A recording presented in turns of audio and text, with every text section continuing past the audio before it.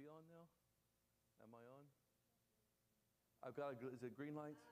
I could almost hear myself. That's pretty good. As I said, it's good to be here. I always enjoy coming to Rome. I've been doing a little bit of family research and discovering how I'm related to most of you. And it's really interesting. It really is. I've enjoyed doing that and enjoyed figuring out all these connections. But we've been in Scotland. We've had a couple of, since I was here last here 3 years ago. And we've grown since then. I'll show you that in just a few minutes. But it's been a lot of good things that have happened. So really what I'm going to try to do is just give you a taste of what's happened over the last 3 years. Now, you may get a question in your mind as I'm talking. That's good. And if you do, feel free to stop me and ask. Now, my answer may be we'll cover that, but it may be I can just give you the answer because I don't know what you all are thinking about. So I found that that's always, so you have questions or you want to wait to end. If we have some time, we'll take some questions. So we'll do whatever we need to there. This is, by the way, I took this picture about a month ago. Had to run a couple to the airport. And if you're flying this direction, it's really early morning flights. And so I was driving home from Glasgow Airport. It's about 30, 40-minute drive. And just as this is the area we live in now, and just as I was around the corner, the sun was starting to rise. So I pulled the car over, got my phone out, and took a picture. And it came out pretty good. I was really quite pleased with it. So I just like that picture. So that's what I'm using right now to start with. Now, it's supposed to go this way, and does it do? Oh, it did. Okay. So this is a little graph just to show what's happened over the last few years. Now, this graph starts back in 2021. And the reason, yes, I've been there for 40 years, but I've been in East Kilbride for about 18 years. The reason I'm starting in 2021 is that's the year that we merged with the West Mains congregation. Now, back about 20 years before that, there had been a split, and West Mains had gone their own way and whatnot. I was not part of that split. I don't know all the ins and outs of it. I know it really should not have happened, but we were able to work that out, and in 2021, the two groups came back together. So really happy with that. Now, the first number you see there on the left, which is about 43, 42, that was just taking their number and our number and meshing them together. Well, you can see it didn't really work out too well there because it kept dropping. Some of it was that some didn't come. Some of it was some decided after they did come, they really didn't like staying, and they didn't because it wasn't one or it wasn't the other because we were forming a new group, a new congregation. So we weren't identical to either one of the others. So we had some dropping there continuing on to 24. We began 2024 with 33 Christians. Okay, 2024 was really the start of a good year, and I'll explain what led up to that in just a minute. But that year we did lose 3. We had 1 die. We had 2 who moved to a totally different area in Britain. But we also had increases. We had a baptism. I'll talk about him in just a minute. We had a number of 3 or 4 or 5 people move in. 5, 6, 7, 8. 7 moved in, working out the numbers in my head. So we ended up with an increase of 5 during last year. So we began this year with 38. And when I moved there in 2007, there were 40. So after the problems that we've been through and numbers leaving, that we're almost back to where we were. And so I'm happy with that. I don't want it to stop. I want it to keep going up. But I was very pleased that we are at least going that direction. I mentioned one who became a Christian. This is my coworker, Alec Gear, who is baptizing John Stephen. Now, John has a really good story. I think he's got a good story. John's wife, this is his daughter, Jan, and that's his son-in-law, Chris. Okay, John's wife, Margaret, became a Christian a number of years ago. I think just soon after Chris and Jan became Christians at another congregation, and they're now with us. But John's wife, Margaret, developed, I think it's heart trouble if I remember right. Was it that or cancer? I can't remember. It was one of those two.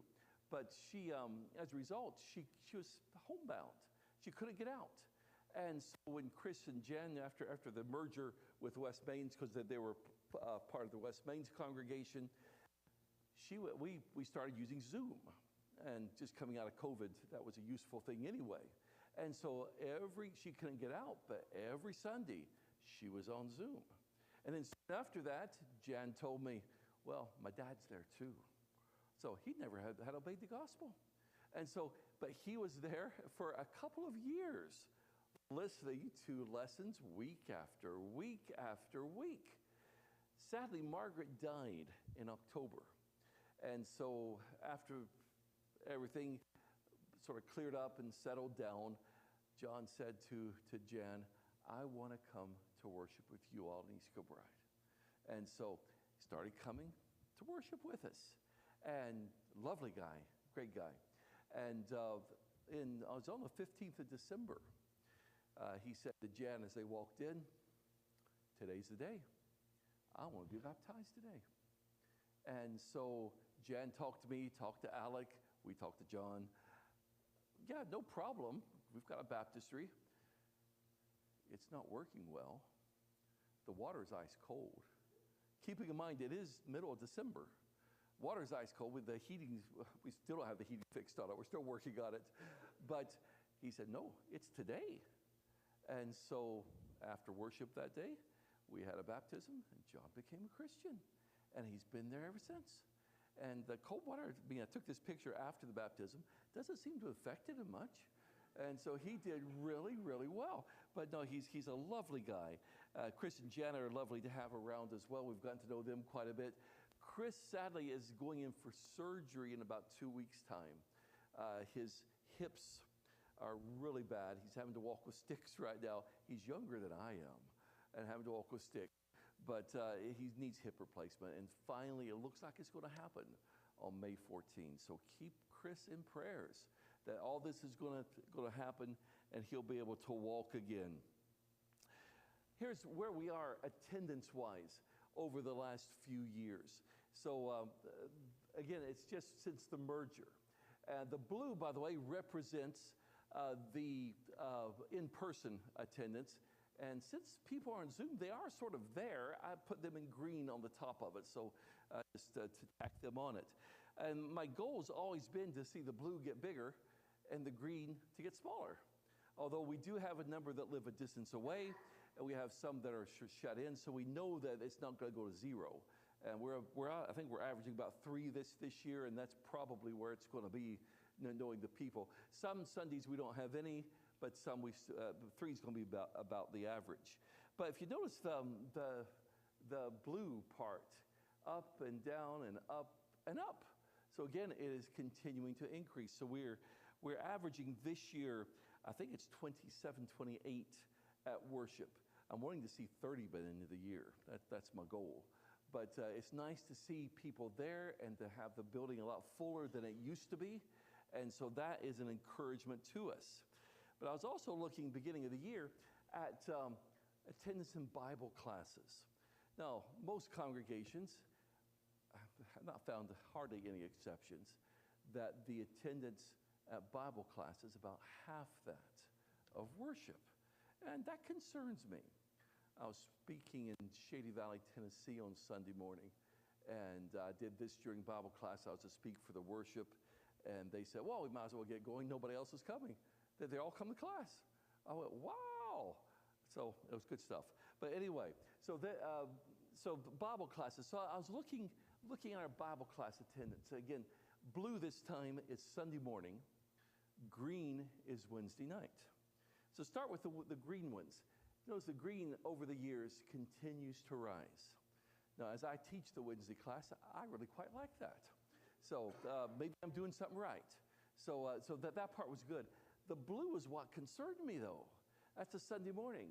Notice it went up a little bit, and then it started dropping until where it was there in 2024. And by that time, Wednesday and Sunday were at an equilibrium, which has never been before. And so I immediately, that's not me ringing, I don't think. It's my ringtone. So, But no, I immediately, as I always do a challenge at the beginning of the year. So one of my challenges this year was, let's get this up. Let's start coming to Bible class, because Bible study is important. So as you can see in this, because this 2025 is only the first 3 months, but notice it's rising. So in fact, the Wednesday's rising as well. So I was really emphasizing Sunday. So we're starting to see more and more coming out. So that part is encouraging to me, and I will see that continue to go as well. Our teacher right now on Sunday morning is the chap sitting there. That's Bob Blackshaw. Hopefully some of you remember Bob from being there. But Bob is an excellent teacher, very studious. And when he teaches a class, you know you've been in the class. But he's got a good presentation style. So Bob's teaching Galatians, as you can see in the sign behind him. By the way, that's one of the changes we've made to the building since you guys were there. One of the things we decided was we need to make the stuff we're projecting a little bit clearer to read. And so we decided on monitors there. And so we've got monitor there, we've got monitor on the other side. Those who've been there know that our building is somewhat, as you're looking towards the front, this way. And so if you're sitting over here, you really couldn't see a monitor there, so that you can see over here and vice versa. So it works out well, and that's been in such a good addition. We now have moved my Wednesday class in here as well because the monitors are so good, and so that has worked out well for us. Congregation itself is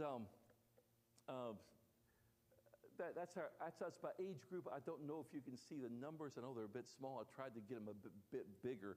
They're bigger on this one, but you can't see this one. So, but notice on the right-hand side, we've got the 90s and the 80s and the 70s and the 60s. That's a lot of people.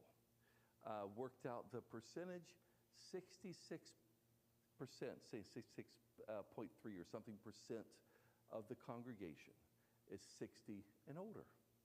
Now, that gives me some concern, because if we're that old, and by the way, I'm in that category, I don't know how, but I'm in that category now, and that tells me we need people behind the younger ones stepping up. But if you notice, the people behind there's a lot fewer of them than there are of us old ones. And so a concern. And you can probably see what my other concern is when I look at the age groups. There's one that's missing. Nobody in their 20s at all. There's a missing generation. And by the way, that's not just true for our congregation or for other Scottish congregations or English congregations. It's true across the religious world in Britain. You're missing that age group. They're the ones that are in we'll get to that. I'm jumping ahead of myself.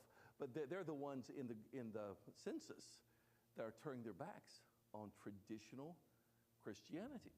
And they want to try something new. And so we're missing that generation. That scares me.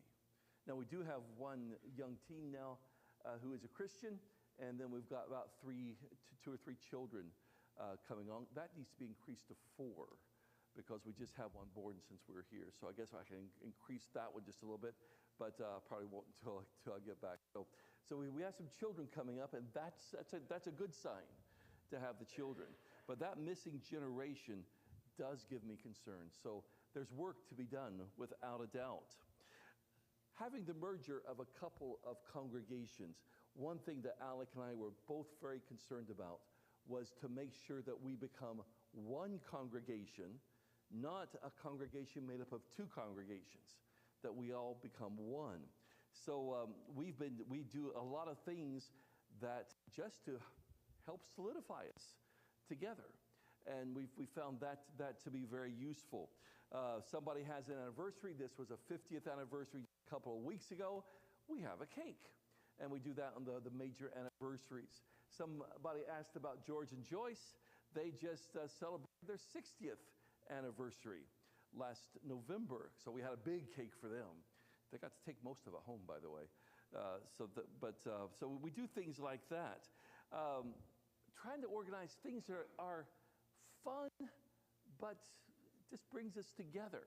So one thing I have done a number of times is organized murder mystery nights. And so this was our murder mystery night last year. Yes, we're in costume, and we've sort of dressed up a bit. What I do, I buy, I don't know if you can get them over here, boxed games, okay? And they have scripts in them. You don't get to see your script until you sit down, by the way. And so nobody here gets killed, okay? But one of us is guilty. And I can tell you right now, it's the guy on this side, okay? That's my coworker. But the thing is, if you're the guilty one, you don't find out until you're almost finished with working through it, because you've got it's centered around a three-course meal. So we set it out in a meal. You got place settings where everybody sits. We have more people come that want to be part of it but don't want to read a script. Well, that's fine. We have visitors that come. We had a visitor there that night because she heard about it. I want to be part of that. And so we're using it as a bit of outreach as well. But it's just a lovely, lovely evening. It takes about 2 to 3 hours to eat the three-course meal and to go through all the scenarios. But at one point, when you get to the dessert and you're looking through the script you're about to read, whoever's guilty, at the top of the page it says, "You are the murderer." So it's just a fun evening, and it's really worked out well. And so they tell me we're doing one again probably in about 2 more months. So I've got to figure out what we're doing. Now, if you notice there in this picture, this is what we call our GP room. Notice especially those who are there on the left-hand side. There's something new, isn't there? Yeah. So we decided we needed to get the building up to code. I mean, we weren't even there. We did have a kitchen, and the kitchen was sort of two's company and three's a crowd. And if you have a potluck, boy, that was fun. And so and one thing we did not have, now we call it in Scotland an accessible toilet, disabled toilet, I don't know what you call it over here. So we didn't have one that was functional, that would really work. So we needed to bring the building up to the legal standard. So we suggested, and they thought it was a great idea. If you notice, to the left of the refrigerator there is a blocked-in doorway. That's where the old kitchen was. And so we put a doorway in from the hallway, and the old kitchen became our accessible toilet. Boy, you can get a wheelchair in there and almost do spins. I mean, it's got a lot of room in it. It's really working out well. And we put the kitchen here in the back, and it's really been we upgraded all the toilets, by the way, and did some painting in the entrance hall to make it look a whole lot more welcoming. And so we've been spending some time doing that. In fact, one of the things we did as well on the building is, notice on the tower there's this, I didn't get a good picture with the sign lit, but that's our new sign. It's a digital sign. And so we advertise who we are, we advertise when we meet, we have quotable sayings up, the sentence sermons, what do you call them, wayside pulpit sort of thing. Anything that's going on goes up there. And we've had people come simply because they saw our sign. They saw that we, our Times advertised. Now, you may be asking, and you rightly should, did we have a sign? Well, sort of. There was a sign out, but it's painted years ago, and whoever painted it, I don't know if they're colorblind or something, but you couldn't read it. The colors they'd chosen were just not readable. And so people didn't know that we were a church building and thought it was a nice fancy building, but didn't know what it was for. And so that's all has happened. And we've done some landscaping around the building. You'll notice that part looks a bit different, Chris, as well. And so we've done some work there. And we've also had some people helping us do some work there. So we've been trying just to do things to bring the congregation together, to encourage us to be a family. And we've been really emphasizing this whole idea of we're a family. So on Sunday, we're family getting together. So we do things together. And we've discovered that those who are visiting, that's attractive. They like that. So we've really been encouraging family, but it's had a side effect of people come along and they keep coming. And so that's been good for us as well. This is the census I referred to earlier. Our 2022 census. But notice how much bigger no religion is than anything on that census. So definitely a concern. And the fact that all Christian groups are dropping in numbers while anything non-Christian except for the Jews or no religion are on the increase. Now, I'm going to be scared to see the 2031 census. I mean, if this is the direction it's going. I've got the 2011 census as well, and it wasn't as bad as that, but everything's going in the wrong direction. We need to find a way to change that, but having said that, anything you want to do, it's one person. Start with yourself, change yourself, then help change somebody else. And hopefully we can ripple a bit, and I don't know what it's going to do nationally, but hopefully it'll help us. But that's what we're up against.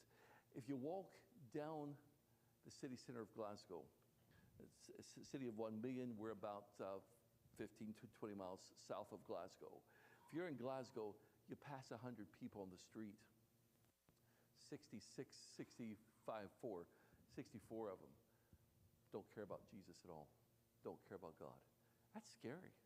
That so many simply don't care. One thing that does help us is groups that come over. So you may recognize that group there. So they came over and worked with us. By the way, I learned something from that campaign.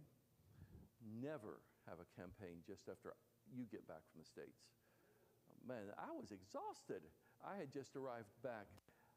You know, one thing that snuck up on me is I'm getting older. And it takes me longer to recover. I don't understand this, but it takes me longer to recover than it used to. So, but they worked hard for us. They did a really good job for us, and we really appreciate the work they did. They did some evangelistic work. We had a gospel meeting while they were there. Now, the building looks pretty full, and it was pretty full, but the group helped round that out. But when we have something on, the congregations, I mean, there's a lot of congregations near us in Scotland, near being an hour or so away, and we support each other. And so we get together, and so if we have gospel meeting, they come out. And so we had good support. We did have some visitors during that effort. Nothing has come from any of those visitors, sadly, but we did have some visitors as a result. We had a group come from Nolensville, Tennessee, for just one day. And they did some work, like you guys, no, like another group, but they did some work around the building for us, but they also wanted to spend some time with our young people. And so we invited some of the young people and you from other congregations.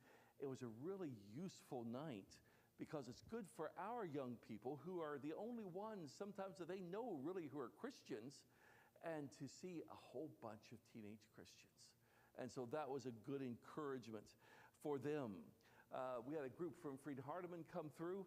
They come through periodically. This is led by Cliff Thompson. You can just see his face in the selfie there on the left-hand side.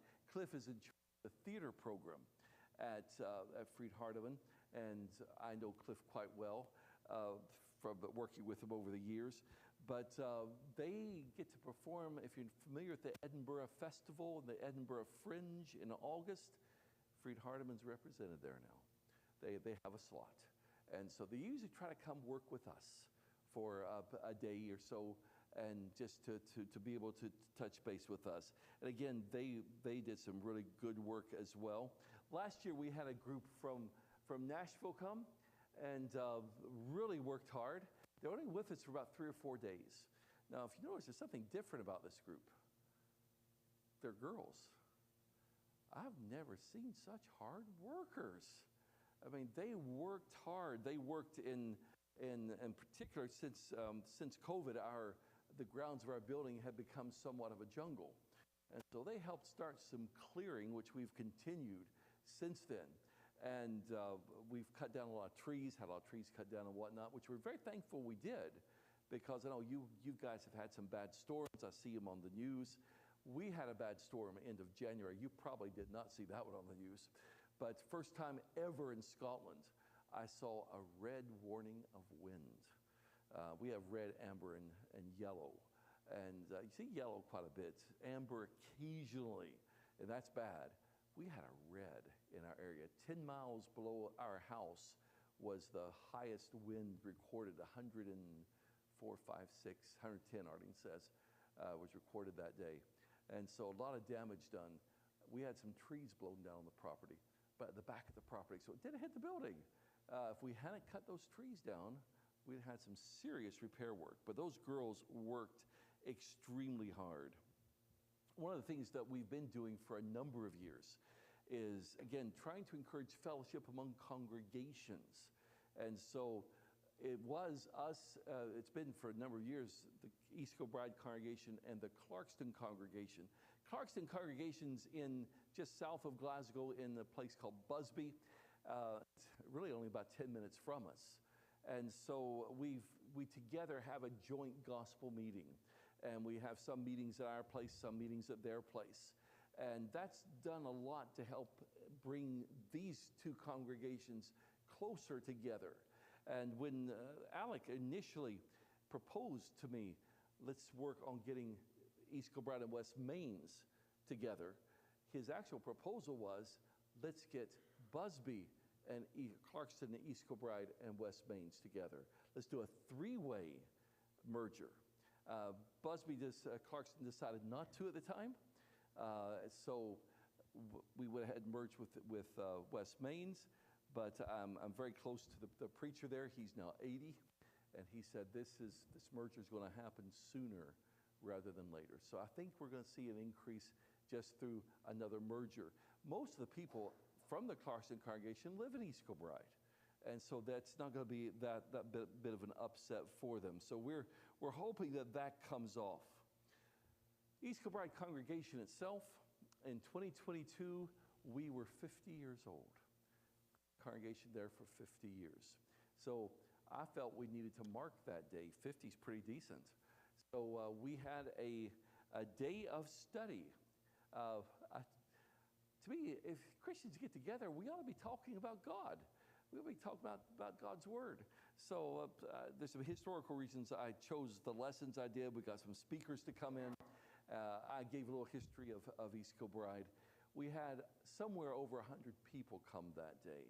Not all Christians, but we had somewhere over 100 come that day. It was a busy day. I say somewhere over 100. I came to about 100 before lunch. And then some had to leave and others came in. And I lost track of who had counted. So somewhere above 100 that day, but it was really an encouraging day. And just coming out of the COVID lockdowns and whatnot, this was what we needed. And that really was, I think, the impetus to at least help start us thinking about doing things on a regular basis with other congregations. So it was a couple at East Kilbride sort of spearheaded this. So now every month there is a devotional somewhere within an hour's drive, and that we encourage everybody to go to. So we're getting together and having evening, just really a time of singing together. And you can see from this one at East Kilbride is well attended. And so we get 40, 50, 60 who come along to these evenings. The Kirkcaldy congregation, this is where I'm one behind. There's the devotional, sorry. I keep forgetting to flick this thing. So anyway, the Kirkcaldy congregation, this is where they currently meet. I believe the Kirkcaldy congregation in Fife in Scotland is probably the oldest continuous existing congregation of Churches of Christ in the world. They appointed their first elders in 1798. Now, if you know your church history, that predates Campbell. That predates Stone. We had a lot of things going before they showed up. But keep this in mind as well. If they appointed elders in 1798, when did they start? So we don't have a record of when they started. What was important to them was we appointed elders in 1798. But the congregation is still going today. They've got two good elders. But every year they host what they call their Kirkcaldy Social. It's a day where people come together and we eat and we sing and we listen to all sorts of things, and eventually we have a speaker. And it's just a day of it's almost like a family reunion, to be totally honest, because when you get together, that's the atmosphere that's there. And so we just came from it. Last one was the beginning of April this year. Last year's was in May. I was a speaker. That's the reason I'm up front there. But I was a speaker last year. But again, something just to encourage fellowship, because if we're building ourselves up and we're encouraging each other, that's going to show out as we talk to others about what we have. If we're excited about what we have, we're going to tell people about it. if we're not excited, we're not going to tell people. And so we've got to build up some excitement. The other part of my work is with the British Bible School. I've been teaching with the British Bible School for 31 years, I think, this year. So it's just something that sort of happens. We do things differently than we used to, and most of our teaching now is either done online or it's done in weekend studies. And so this was our last weekend study, which was last month. That's me obviously standing there. And I'm standing with Mark Hill. Mark is one of our teachers. He's also one of our trustees, as I am. And he's also one of the elders of the Northampton congregation. But he and I taught that one. I'll tell you more about that in a minute. But we do mainly study weekends. 2 weekends of study, usually Saturday, and then the 2 sessions on Sunday. And that works out, you do it twice to cover a book or a theme or a chapter, not chapter, a topic of some sort. This is the one last year at East Kilbride. Patrick Boyne's there teaching because I'm taking the picture. And we'll get anywhere from 8 to depending where we are, to 20, 30, 40 to come along to these classes. We go up as far as Aberdeen in the north of Scotland, a good congregation up in Aberdeen. But the one we just did at Northampton, Mark and I got to talking and thought, what our young people need is some solid study in Christian evidences. And so he and I put together 14 lessons to do over 2 weekends. That's me holding up an Archaeopteryx, by the way. Not a real one, obviously, because there's only 8 or 9 of them in the world, but it's a copy of one of them. And it is a real one in the picture, by the way, back there, a real fossil. But we did this one on Christian evidences. The first weekend, we had about 5 come along. Second weekend, we're up to about 40. So we've been contacted. Other congregations wants to come do this for them.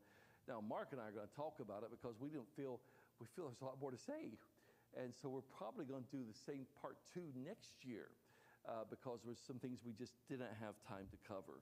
But we really need to ground our young people, and that's one of the things we're really seeking to do.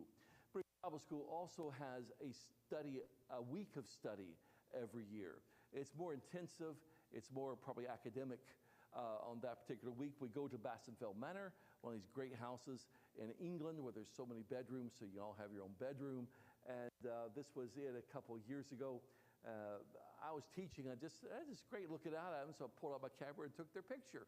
And so, but that is something that is useful. Our goal is to be just a good resource for the congregations in Britain. So we can provide some teaching, some training that the congregation needs, and that the congregation can then take and use. This was us teaching this past year. Again, that's Mark teaching there, and you see Patrick sitting down there, and of course, I'm taking the picture. So overall, I say all that to say things are going pretty good. The congregation is growing, slowly, but growing. It's going the right direction. What we're seeing with the British Bible School, that's on the increase. So I'm pleased with all that. This is Alec Gear, my co-worker, speaking here, East Kilbride. But we are very aware that we're not getting any younger. And that came as a shock to me.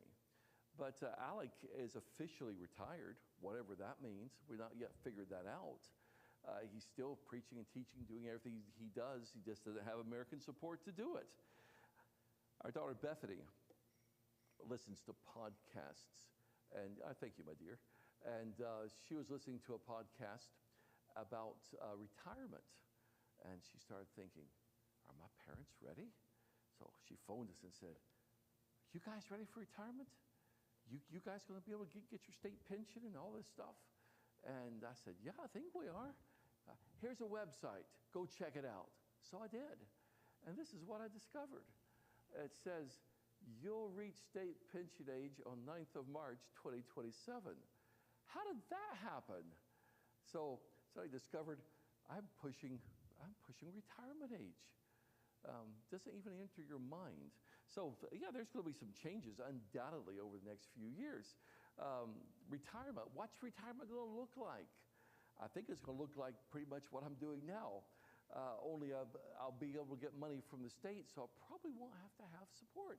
I'm hoping that anyway. So we've been doing some things to sort of prepare for retirement. Both of our parents died by 2020, and inheritance kicked in. We bought a house out in the country where we wanted to live. Some of you have been there. And so that's been nice. We have discovered living in the country is a bit different, that when rush hour comes, it often looks like that. So you've got to be prepared when you're leaving that you may be delayed as they shift sheep from one field. But we've got sheep that live all around us. But what's our retirement going to look like? Well, I think sometime I plan to continue teaching and preaching just like I'm doing. But hopefully I can spend only part of my time preparing lessons. And we've got these other people in our lives that probably can spend some more time with. This is our oldest grandson, Joe. These are Scott and Rochelle's children. Scott and Rochelle, I think, have been here with us on one of the trips. But that's their oldest son. He's 5 right now, going on 6. He has a brother named Ben. Ben's 3 next month, 4 next month. 4. They get older faster than I can keep up with it. And they were joined last year by Elijah.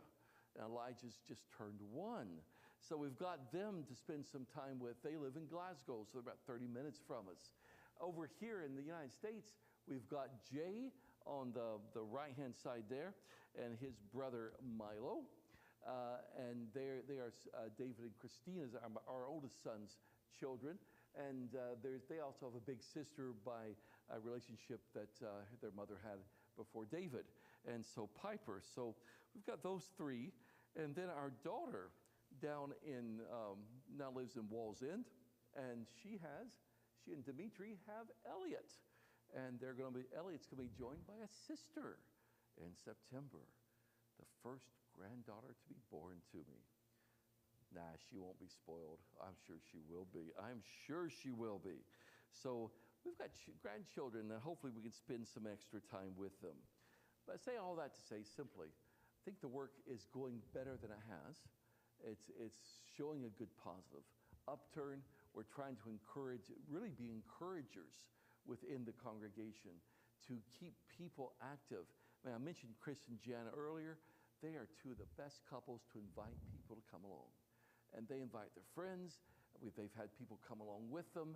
And of course, they got John to come along. So we need more of those who are not afraid to talk to people, to tell them, we've got something good here, and you need to be part of it. So that's what we're looking for. I'm still here.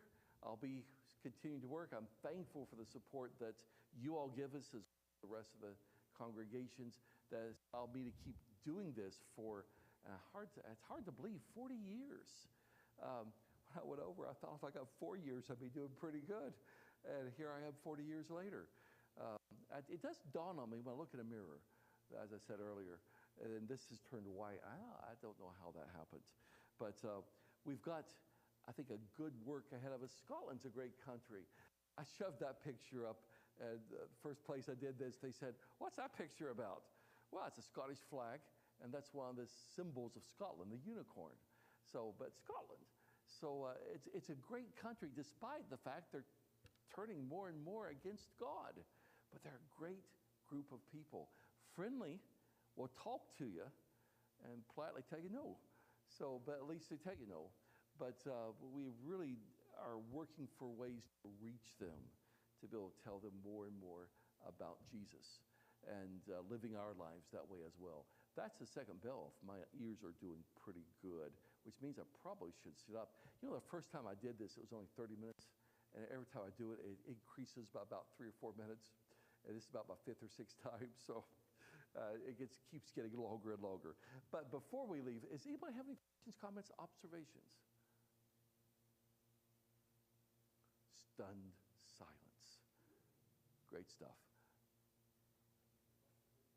Well, I appreciate that very much. If you will have questions, come talk to me. If you want to hear somebody speak in the right accent, talk to my wife.